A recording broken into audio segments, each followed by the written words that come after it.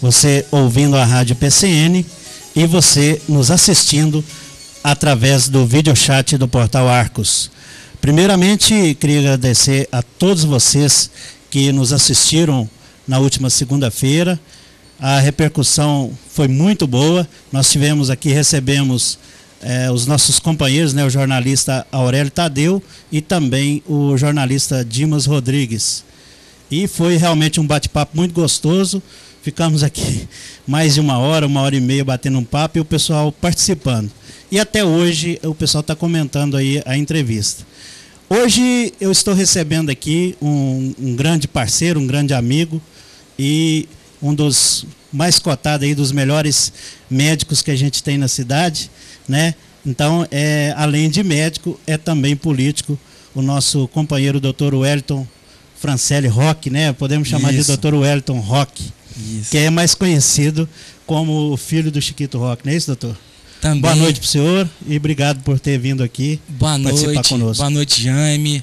Boa noite, os ouvintes da Rádio PCN, internautas. É um prazer, uma honra estar aqui com vocês nesse grande veículo de comunicação que é o Portal Arcos, esse veículo democrático tão importante para a nossa comunidade, né? Eu tenho esta honra de estar aqui conversando com a comunidade, conversando, na verdade, com o mundo, né? E espero que as nossas palavras, as nossas ideias repercutam de maneira positiva para os nossos ouvintes, para os nossos internautas. É um prazer. É isso aí, doutor. Então, realmente, essa vai ser uma oportunidade interessante, né? Que o pessoal tem muitas dúvidas a respeito de quem é o Dr. Wellington, do trabalho que ele faz. O pessoal comenta e tem milhares de clientes aí na medicina, né? Mas realmente, às vezes, de estar expondo assim para todo mundo, às vezes essa oportunidade só foi na última eleição. Sim, tá certo? A gente, eu sou nascido aqui, né, Jaime? A gente é daqui, nasci naquela Santa Casa que hoje eu trabalho, que eu milito, que eu exerço a minha profissão. Eu não tenho vergonha de dizer, eu tenho 38 anos, já estou aproximando dos 40 anos, tenho 11 anos de formado em medicina, né, e me formei na Faculdade de Medicina de Minas Gerais, da Universidade Federal de Minas Gerais, no ano 2000. Fiquei em Belo Horizonte até 2003, nesse período eu fiz a residência, a pós-graduação em cardiologia. Depois, como sempre foi um sonho meu, retornei aqui para Arcos, né, onde desde finalzinho de 2003, 2004, eu exerço aqui a clínica médica, a clínica geral e a cardiologia. Né? Nunca mais saí daqui, nunca exerci medicina em cidades circunvizinhas, só trabalho aqui em Arcos mesmo. A gente tenta exercer exercer a medicina de maneira digna, humanitária e técnica aqui na cidade que eu amo, que os meus antepassados já estão aqui há algum tempo, a minha família, os Rodrigues de Souza já estão aqui desde os primórdios, né, da cidade. Inclusive num livro do Lázaro Barreto que eu tive a oportunidade, até agradeço a informação que eu tive, foi por esse livro feito na gestão da dona Hilda, pela dona Lázara Teixeira de Souza. Folheando o livro, eu vi lá, né, as sesmarias ou pedaços de sesmarias que foram concedidos aos meus antepassados aqui. Então a gente já está aqui há muitos anos aqui costumo falar de orgulhoso, na minha terra, né? E espero findar meus dias, envelhecer, Deus me conceder isso, até o fim dos meus dias continuar aqui, né? Sempre próximo dos amigos, sempre podendo contribuir de alguma forma como médico. Na política também, porque a política faz parte da nossa vida, né? Desde que o mundo é mundo e a gente resolveu viver em cidades, Jaime, que a política ela é necessária. Então, por isso que aquela história quando a gente era menino, na época da ditadura, que eles falavam, meu pai falou que não é para discutir política, não. Política, futebol e religião não é para discutir, não. Muito pelo contrário, a política tem que ser discutida, porque tudo, ela permeia tudo, nossa vida em todos os campos, né? E naquela época da ditadura eles diziam isso pra gente ficar quietinho, né? Fica quietinho aí, não discute política não, porque a elite dominante, ela continua dominando, vocês ficam quietinho aí. Então já desde a política é necessária e a gente tem que se interessar por ela para que os vários setores, principalmente o meu setor que eu sofro tanto, que é a saúde pública, que está na baia a discussão sobre a emenda 29, o financiamento da saúde do Brasil, que é deficitário, e e que avance. Então a política é necessária, a gente também milita nesta área e acredito na política como forma transformadora da sociedade. Doutor, você falou na questão da política, né, como um instrumento, né, como um instrumento. Essa política, o senhor acredita que ela tem o poder realmente de mudar? Ela tem essa missão de mudar, ou ela vai continuar sempre sendo achincalhada, né, por causa de uma meia dúzia de maus políticos? Olha, Jaime, você falou uma pergunta assim que realmente a cada dia que eu acordo, e às vezes a minha mulher, as pessoas gostam de mim, mas você vai mexer com política, você gosta de política, ela é necessária. Essa meia dúzia nós temos que cuidar, nós, o povo, ela existe. Essa meia dúzia está lá, esses políticos estão lá, porque nós colocamos eles lá. O poder emana da gente, do povo. Nós temos o poder está com a gente. Então a gente tem que se conscientizar na hora de dar o voto. A democracia brasileira ainda é uma democracia relativamente jovem. Nós estamos aí, né, de 89 para cá. Tivemos um período democrático na primeira metade, ali, início da segunda metade do século passado. Mas nós estamos aprendendo ainda, o povo brasileiro. E a gente tem que estar, você que aqui no seu veículo de comunicação, conscientizando o cidadão que só existe o Estado Estado democrático de direito do povo. Só existe o político, só existe o cargo público porque o povo delega, né? Então, na verdade, ele está ali para trabalhar para a comunidade, né? É uma função, não é profissão. Político, se você olhar no dicionário Aurélio, não é profissão. É uma função que é exercida por um cidadão do povo, né? Ele é ungido pelo esse povo, pela maioria desse povo. Ele exerce uma função em um determinado tempo, que é o mandato. Então, à medida que a gente enxergar que o voto consciente, enxergar que eles estão ali para administrar o nosso dinheiro, nós contribuímos com nossos impostos, etc. Eles têm que prestar, têm que buscar a excelência da gestão, etc. Aí sim eu acredito que a política vai mudar. Ela tem que mudar. Não é que ela vai mudar, não, ela tem que mudar. E eu acho que nós estamos avançando. Apesar que agora, Jane, nós temos mais acesso à informação. Talvez por isso nós estamos tão apavorados, né? Porque antes eles, vou falar uma palavra aqui, eles roubavam, a gente não ficava sabendo, não, entendeu? Agora a gente fica sabendo. Então, e assusta, porque esses lobbies, as grandes construtoras do Brasil, elas estudam a capitalização de uma série de situações. A gente fica até com medo até de falar de empresas brasileiras, foram feitas com o nosso dinheiro, entendeu? Agora a gente fica sabendo. Então, como a gente está sabendo, a gente tem que aprender e avaliar e valorizar o nosso voto e colocar lá realmente pessoas comprometidas em dar uma contribuição, né? Ninguém vai ser o santo milagroso, né? Igual o salvador da pátria, eu prometo que vou resolver tudo. Ninguém vai resolver tudo, mas alguém que caminhe no sentido de contribuir com a melhora da sociedade. Isso é que eu acredito, é isso que a gente pensa. Nós vamos falar mais um pouquinho sobre isso. Renato, aumenta um pouquinho meu microfone, por favor. Eu queria aproveitar e convidar você que está assistindo a gente aí, você que está ouvindo a gente aí, pode participar. O Renato está ali aguardando você no MSN do Portal Arcos, @hotmail.com, e também da Rádio PCN 3 e Rádio PCN 2, @hotmail.com.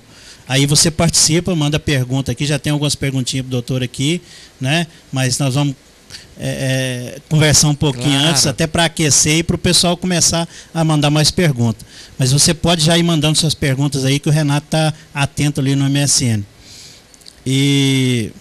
Então, essa questão que você falou a respeito do ser político, né? A pessoa que realmente é político. Ele tem realmente taxado, né? Às vezes, certas vezes, taxado por mexer com política, por gostar de política, mas mesmo assim ele acredita em alguma coisa. Agora, tem determinados políticos que veem essa política como um meio de usurpar, né, dividendos para o seu bolso. Ou seja, estou falando usurpar porque é roubar mesmo, né? Só para ficar um pouco mais bonito. Sim. Mas essas pessoas... Você não acha que elas seriam meio que cara de pau a ponto, né, de pleitear um voto, de conquistar um voto de uma pessoa que é sagrado e depois usar esse poder que o cidadão deu para ele para roubar, para negociar, para fazer permutas e barganhas em troca de grana, né? Vamos dizer assim. Isso que deixa a gente que tem isso como vocação, como ideal, que gosta de estar com a comunidade, gosta de estar com as pessoas, isso é que mata a gente, deixa a gente chateado. Porque virou, às vezes, um negócio. Eu invisto aqui e retiro ali. Na verdade, não é isso. O político, no caso no executivo, ele é o juiz da cidade. Tem um juiz de direito que ele julga de acordo com as leis e ele tem que ser independente. Todo juiz, o primeiro princípio é a independência. Porque se ele não for independente, ele vai julgar de maneira tendenciosa. E o médico, eu costumo dizer, essa ideia até não é minha, de um amigo, o médico seria o juiz da vida, está ali próximo em determinadas situações, porque Deus é o maior, né? E o prefeito o juiz das demandas públicas.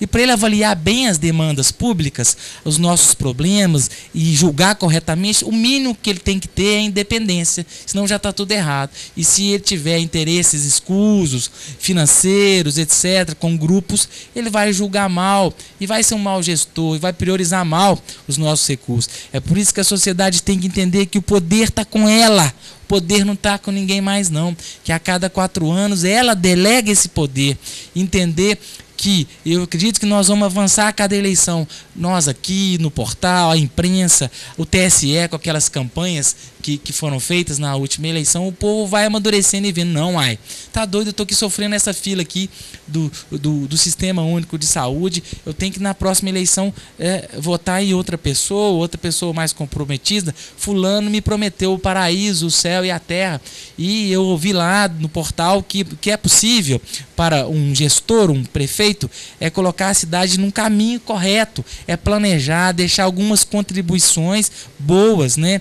E em 4 anos, que ninguém vai resolver o problema de todo mundo, né? Então isso é o que a gente espera, que a população amadureça e vote de maneira mais madura e correta, para que as pessoas não vejam a política como uma profissão, um balcão de negócio, e sim como um momento da vida dela, Jame, um período que ela vai dedicar para a sociedade, vai deixar um legado e depois vai voltar para a vida dela, vai trabalhar, vai cuidar das coisas dela e vai lembrar aí ao longo da sua vida, da posteridade aí, do que ela contribuiu, do que ela fez. Isso é que eu acho que deveria ser a política. Infelizmente, a gente vê que a política, infelizmente, ela é feita de outra forma e a gente tem que contribuir para, votando, o único meio é o voto, para que a gente modifique isso, né, e depure os políticos. Veja realmente quem está ali por jogada, por situações escusas e quem realmente quer estar ali por vocação, para poder dar alguma contribuição para a sociedade. Realmente. Aqui, doutor, o senhor acredita que o político deveria trabalhar sem salários? Ou pelo menos com uma remuneração bem menor do que é hoje? Nós estamos vendo aí a nossa cidade estampada na mídia, né, até do Estado, com relação à questão do salário dos políticos, dos vereadores, do prefeito, vice-prefeito. E a gente vê que a população acha realmente que os salários dos políticos hoje são muito exorbitantes, são muito grandes. O que o senhor acha a respeito disso? Olha, esses salários estão mesmo... Olha, Jame, o problema é que a sociedade ela recebe muito pouco de volta, né? Então ela se sente meio que traída. A pessoa luta, ganha um salário mínimo e vê realmente os valores e ela fica, meu Deus, eu recebo tão pouco da política, né? Poderia receber mais. Talvez por isso essa revolta, né? Então, buscando realmente esse momento do Brasil em que há uma falta de um descrédito da classe política, né? Eu não gosto de usar muito essa palavra, assim, o povo está perdendo a esperança. A gente nunca pode perder a esperança, a gente tem que acordar todo dia com esperança que as coisas vão melhorar, mas a população está perdendo a esperança e a confiança nos agentes políticos, que são são tão importantes. A política nunca vai deixar de existir. Nós vamos estar velhinhos aí, vai existir a política, nós já nascemos, já existia a política. Jesus Cristo foi um preso político, viu, Jaime? Eu falei isso esses dias. O pessoal, eles até riram. Ele tentou subverter o sistema político da época com suas ideias revolucionárias. Eles foram lá, que crime que ele cometeu? O crime que ele cometeu foi um mundo mais equânime, mais justo, a mudança dos valores lá daquela sociedade. Então a política, ela permeia nossas vidas, sempre vai permear. Então eu acho que essa revolta, essa chateação da população de Arcos vem às vezes com ela não vê retornar para ela, né, a boa política, a política profícua, com frutos, com planejamento, com coisas que mude a vida dela, né? Hoje o pessoal, eles buscam na política um imediatismo inconsequente, né? Porque eu costumo dizer que, também não me lembro, me perdoe o amigo que me disse que o político comum, Jaime, pensa na próxima eleição. E o estadista, o grande político, pensa na próxima geração. Então até rimou, e a grande maioria dos políticos que atualmente eles pensam na próxima eleição. Não pode, tem que se planejar o futuro, política é para isso. Doutor Wellington, próxima eleição. A reeleição, o senhor acha que atrapalha? Atrapalha muito. Atrapalha e muito. Você enviesa, você macula a sua administração, né? Você não toma decisões que seriam as corretas visando o voto. Gestão, às vezes, é diferente de voto, né? Às vezes o cara, nossa, isso aqui é correto, mas a família do fulano, aquela rua, eles votam para mim, votaram para mim a vida inteira. Ele vai e não faz o que deveria por causa de questão eleitoral. Então a reeleição, ela macula, na minha opinião, né, piora a qualidade da gestão, né? Porque o político está sempre preocupado, eu voto, aí eu vou focar em estudar um projeto, em buscar pessoas para discutir comigo a excelência de um determinado projeto, ou eu vou sair daqui atrás da casa do fulano, do ciclano, porque eu preciso do voto para manter aqui na reeleição. Então acho que a reeleição não deveria mais ocorrer, né? Além de melhorar a qualidade da gestão, fortalece a democracia, porque a alternância no poder, a mudança, as ideias diferentes no poder, pessoas diferentes, fortalece a democracia, diminui a chance de corrupção, porque essa alternância no poder, pessoas diferentes, pode descobrir erros dos outros. Então, eu acho que a reeleição, tem que acabar com a reeleição, Jaime. Eu acho que tanto para os cargos do executivo quanto do legislativo. O legislativo tem que limitar a reeleição do legislativo, entendeu? Tem que oxigenar a política. Tem muito jovem aí, líder. Talvez esses dias nasceram, a gente nem sabe se tem desses meninos que nasceram essa semana na Santa Casa, que se vão ter alguns líderes. Então, tem que dar oportunidade, tem que oxigenar a política, né? E essas pessoas podem ter ideias maravilhosas. Então acho que tem alternância no poder, limitação de reeleição para o legislativo e inibir, acabar com a reeleição para o executivo. É isso que eu penso, porque infelizmente no Brasil isso foi conduzido de uma maneira ruim, né?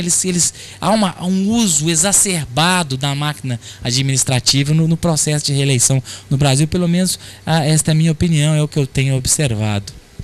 Você tocou no assunto, a questão da Santa Casa, onde nasceram as crianças lá.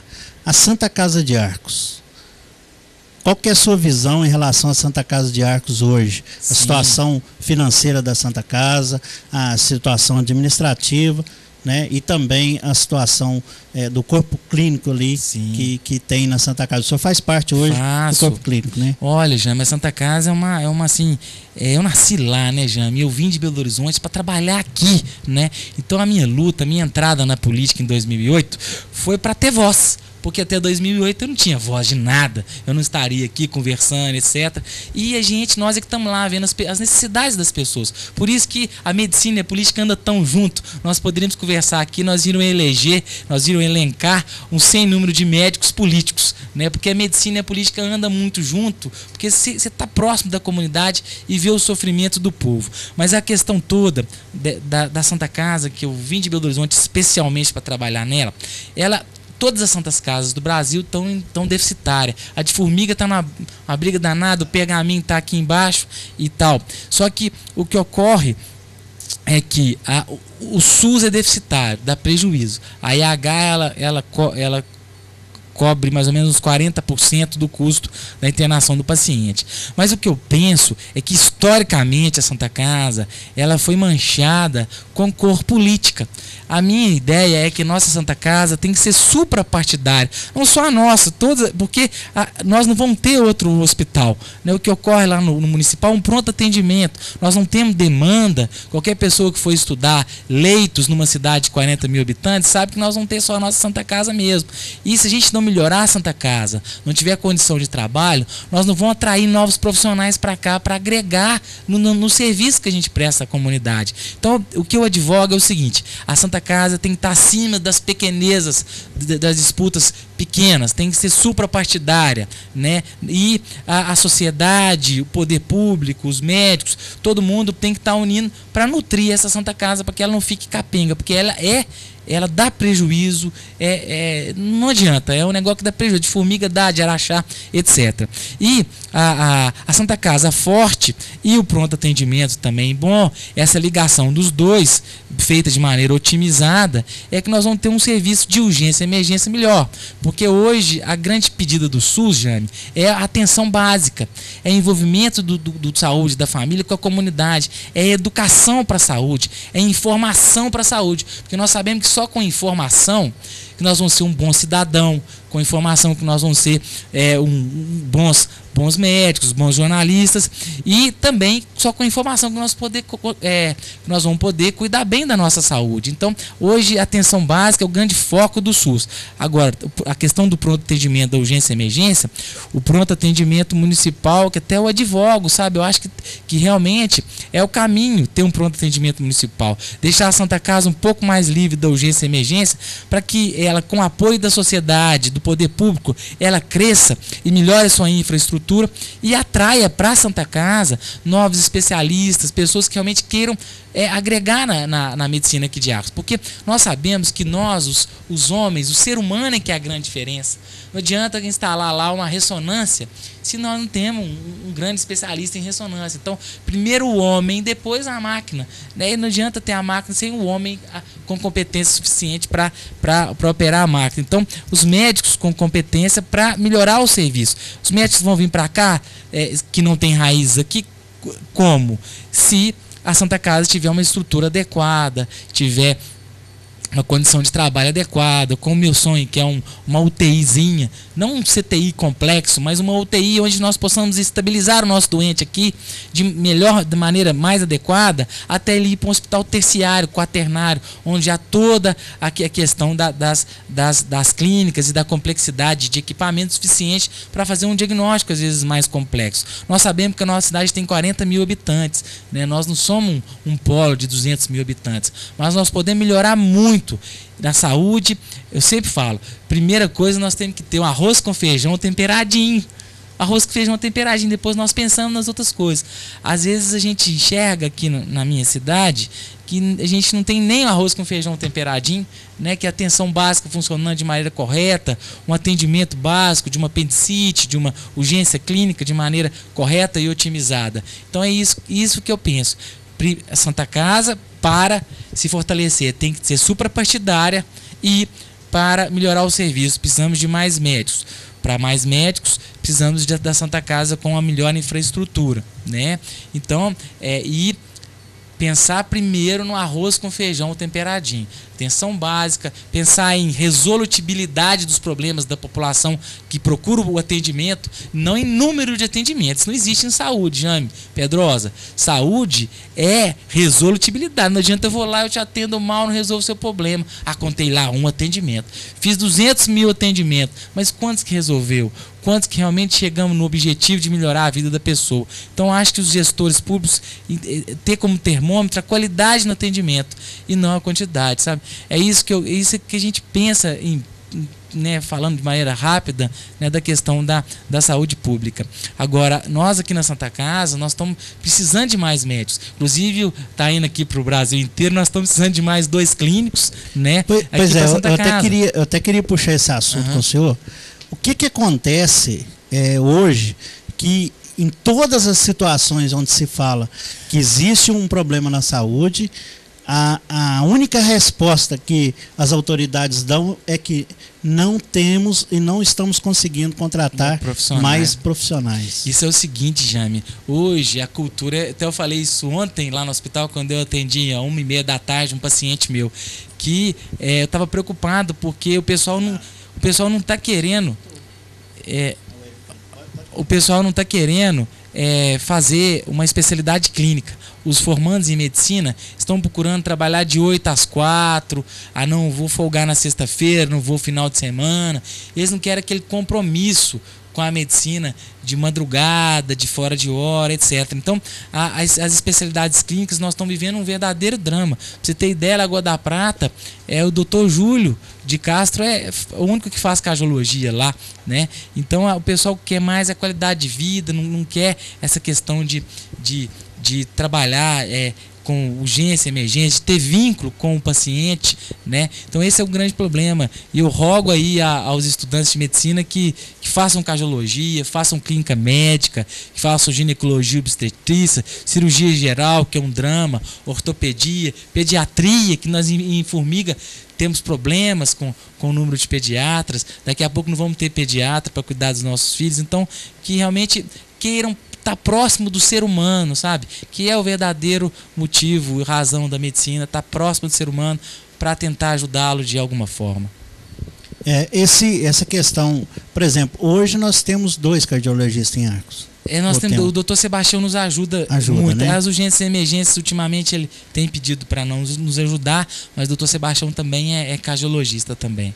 Então temos ele e o doutor eu e Cleudir. Os 3, o Cleudir, né? Doutor Cleudir, os tá 3, certo. né? E perdemos na parte de clínica médica a doutora Dulcineia, né? Que nos ajudava muito na parte de clínica médica. O doutor Tarcísio Narcísio faz endocrinologia, teve com a gente no corpo clínico, mas na época ele pediu para sair, alguns motivos de ordem particular, né?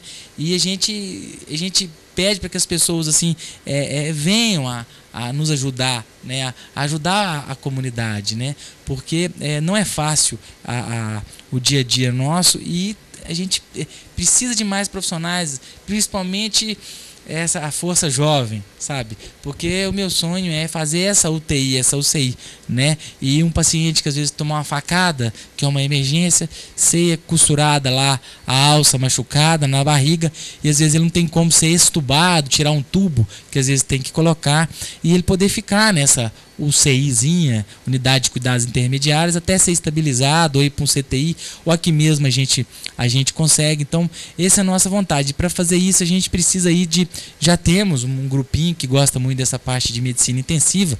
Eu fui plantonista do CTI do Hospital Pronto Acorde de Belo Horizonte, do Nossa Senhora das Graças em Sete Lagoas, e do Semper, e dei alguns plantões no Semper em Belo Horizonte. Eu vim para cá e na época, volto a dizer, tentei conversar, etc., e não me foi dado espaço por um jovem médico aconense que ficou em Belo Horizonte por mais de uma década, que vem com ideias. Então, por isso que às vezes a gente entra de maneira até ousada nessa questão da política, até para ser ouvido, sabe?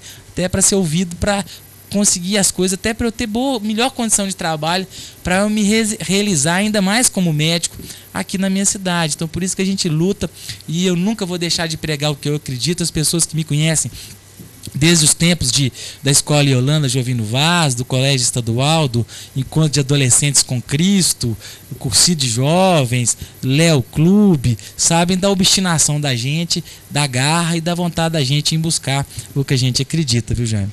Qual que seria o custo dessa UCI, dessa mini UTI? Essa mini seria UTI, um investimento muito alto? Não é alto não, Jaime, o negócio é tão louco. Estou falando que eu pedi, eu estou atrás de conseguir um desfibrilador cardioversor que tem um marca-passo transcutâneo de mais moderno, que tem como monitorizar melhor os doentes do infarto agudo, porque o atendimento do executivo de uma multinacional nossa aqui, até do mais humilde, o atendimento tem que ser feito aqui. Quanto menor o tempo, maior a chance de sobrevivência do paciente com infarto. Então, o atendimento é local de origem. Você vê gente famosa aí da Globo, artistas aí que dão um infarto lá, falece às vezes em busca do hospital no caminho. Então, eu pedi para ajudar nesse atendimento tão importante do infarto, um desfibrilador, esse aparelho que custava em torno de R$35 mil. Eu ainda não consegui, né? Então, você vê, pouquinho dinheiro, quer dizer, nada, né? Então, é uma falta, não sei, uma falta de diálogo, eu não sei, então não dá para entender, vaidades exacerbadas, sabe? Eu costumo dizer que a política a gente cresceu ouvindo, né, que é uma fogueira de vaidades. Mas a gente tem que, às vezes, deixar isso de lado em prol de um objetivo, de fazer alguma coisa para a sociedade. E ter abertura para conversar com o novo que vem. Não adianta, nós estamos aqui e deve estar vindo gente com espírito de liderança. Então eu acho que a população está entendendo isso. Eu acredito que na próxima eleição, a população, com esse espírito democrático que a Arcos tem, ela realmente renove, inove, busque realmente a novidade, né? Para que a gente renove também as esperanças, né? Esse desfibrilador, eu trabalhava numa empresa que possui esse desfibrilador, porque hoje nos Estados Unidos Sim. isso está em todas, terminal rodoviário, aeroporto Sim. e tudo, né? E essa empresa adquiriu, realmente até fiz curso para é a coisa simples para manusear, né? Que ele faz todo o diagnóstico da pessoa e só vai realmente acionar, né, se a pessoa tiver necessidade. Sim, esse aí é o desfibrilador externo automático. Seria automático. É o desfibrilador para o leigo, e que nos lugares de grande aglomeração nos Estados Unidos, um jogador do Cruzeiro, que esqueci o nome dele, o médio volante lá, teve uma parada cardíaca no campo lá no Cruzeiro, foi colado esse desfibrilador nele. Você cola dois patches, cola de um lado e do outro, e aperta um botão e ele vai falar se tem que dar o choque ou não. É o desfibrilador externo automático, o desfibrilador por leigo, porque a parada cardíaca, por infarto, por doença isquêmica, ela vai ser salva com esse choque. E a cada minuto que passa sem dar o choque, diminui em 10% a chance de sobrevida. Então, o paciente com 10 minutos já está realmente em morte. Então, esses locais, com esse desfibrilador externo automático, ele revolucionou realmente a questão da parada cardíaca, porque vai ali, clica um botão, ele dá o choque e pode salvar uma vida, já que passou 1 minuto, 10%, 10 minutos, até ir para o hospital, às vezes, não somente nas grandes cidades, mais de 10 minutos o paciente já tá sem chance de sobrevivência, mesmo chegando no hospital. Ok. Doutor, vamos para um assunto, voltar novamente para o assunto política, né? Nós estamos aí terminou o prazo, né, para as filiações partidárias, né? Foi sexta-feira.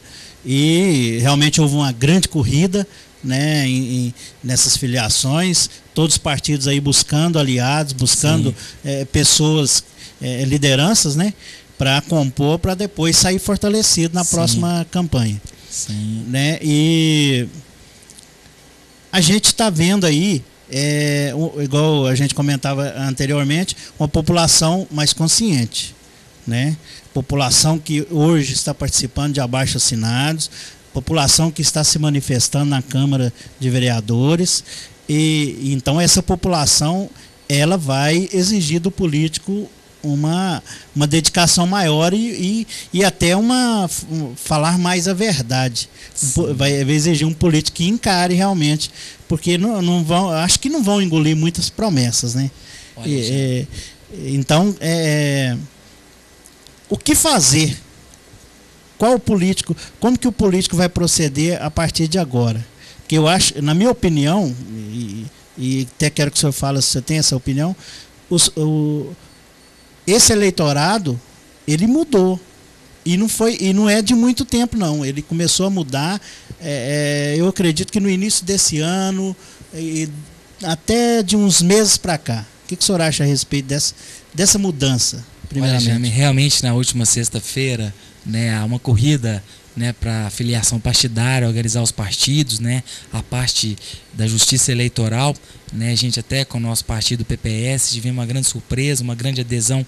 Talvez depois vamos avaliar, e mais para frente nosso partido tenha sido o partido que mais cresceu em número de filiações, né, agora para a próxima eleição.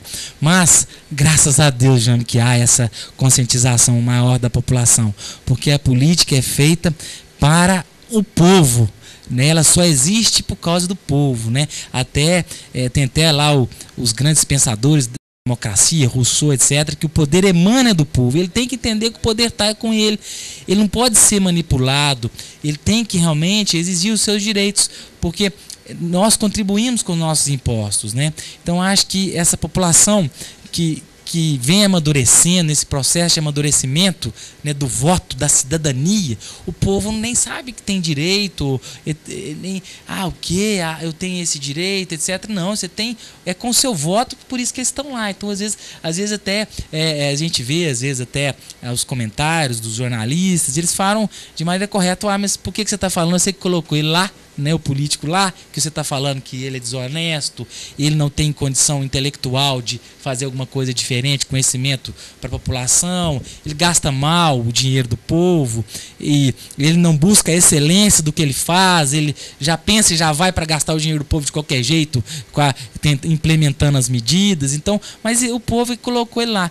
Então o povo tem que entender que o poder está com ele, e realmente tem todo o direito de cobrar e discutir de maneira elegante, né? Porque o Tancredo Neves, um desses grandes políticos mineiros, os raposas, diziam que na política brigam as ideias, não os homens. Então acho que a política é o espaço democrático para o debate, para a discussão. Eu defendo o debate, a discussão, a busca de ideias, ouvir as pessoas, para que a gente tente fazer o melhor para todo mundo. Porque não adianta, ninguém sabe tudo, Jaime. Não sabe. Você vem, você conversa comigo, você me ensina um negócio, o outro vem, e a gente melhora aquela ideia inicial. Isso é democracia, isso é buscar o melhor pro povo, é buscar gastar o dinheiro melhor, o dinheiro do povo de maneira mais eficiente, né? Então eu acho que é isso mesmo. Essa população agora viu que ela é que é o agente, ela é que tudo existe em função dela, né?